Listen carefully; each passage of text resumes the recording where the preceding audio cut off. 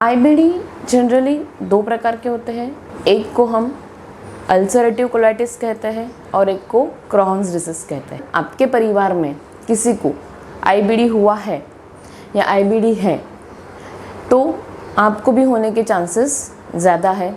जो immune system है, जो एक रोग प्रतिकारक शक्ति है, उनके जो सेल्स है, उनका काम है जनरली कोई इन्फेक्शन आया हो तो उससे लड़ना, या फिर आप कुछ बीमारी हो तो बीमारी से तुरंत बाहर निकलना या जल्दी बाहर निकलना, ये एक अपने इम्यून सिस्टम का या अपने रोग प्रतिकारक शक्ति का काम होता है। नमस्ते, मैं डॉक्टर एकता चोटाई।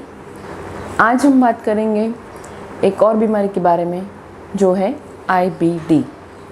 आईबीडी यानी इरिटेबल बाउल सिंड्रोम। ये एक ऐसी बीमारी है जिसमें मरीज़ के आंतों में यानी इंटेस्टाइन्स में, कोलोन में सूजन आ जाती है, घाव हो जाते हैं। आईबीडी जनरली दो प्रकार के होते हैं। एक को हम अल्सरेटिव कोलाइटिस कहते हैं और एक को क्रॉन्स डिसीज कहते हैं। अल्सरेटिव कोलाइटिस और क्रॉन्स डिसीज, इनके बारे में मैं दो अलग वीडियोस बनाऊंगी। फ़िलहाल आज के लिए इस वीडियो में हम इन जनरल आईबीडी के बारे में समझते हैं। तो आईबीडी क्यों होता है, इसके कोई एग्जैक्ट रीजंस या कोई एग्जैक्ट कारण अभी तक समझ में नहीं आए हैं, पर कुछ कारण हैं। जैसे अगर आपके परिवार में किसी को आईबीडी हुआ है या आईबीडी है तो आपको भी होने के चांसेस ज़्यादा है। किसी के जीवन में बहुत ज़्यादा तनाव है, बहुत ज़्यादा स्ट्रेस है तो वो आईबीडी को बढ़ावा दे सकता है। लंबे समय से स्मोकिंग, ड्रिंकिंग यानी शराब की आदत हो तो वो आईबीडी का एक रीज़न बन सकती है।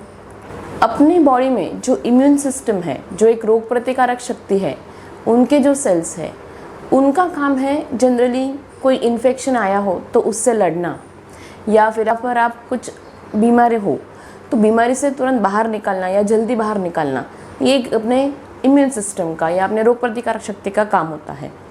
पर आईबीडी में क्या होता है, ये जो इम्यून सिस्टम के सेल्स हैं, जो रोग प्रतिकारक शक्ति के जो सेल्स हैं, वो सेल्स ही अपने आंतों को आक्रमण करते हैं। अपने जो इंटेस्टाइन्स है, जो कोलॉन है, उस पर आक्रमण कर देते हैं। उसकी वजह से ही सूजन हो जाती है और घाव आ जाते हैं।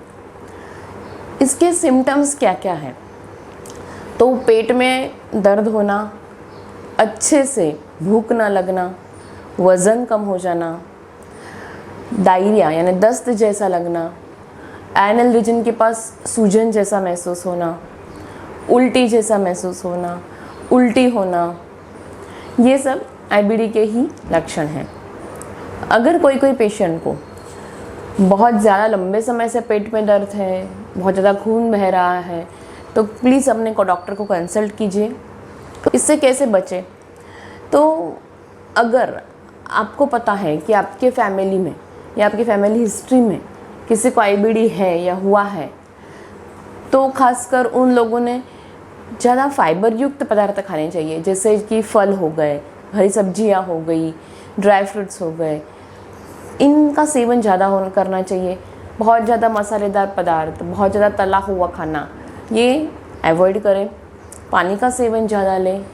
रोज़ कुछ न कुछ मेडिटेशन, ध्यान, योगा ये करें, उससे आपको मन को शांति मिलेगी और आपका स्ट्रेस कम होने में थोड़ी सी मदद होगी।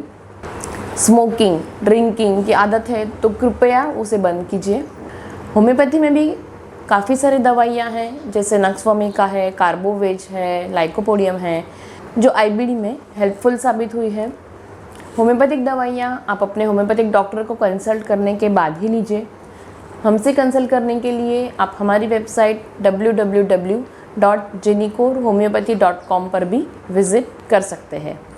ये वीडियो ज़्यादा से ज़्यादा लाइक कीजिए, शेयर कीजिए, यानी किसी को भी आईबीडी के बारे में कुछ इन्फॉर्मेशन चाहिए तो उन तक ये पहुँचे। और आपको भी आईबीडी के बारे में या कोई अन्य बीमारी के बारे में और कुछ जानकारी चाहिए तो प्लीज़ कमेंट कीजिए। आप सबके सवालों के जवाब देने की मेरी पूरी तरह से कोशिश रहेगी। Thank you.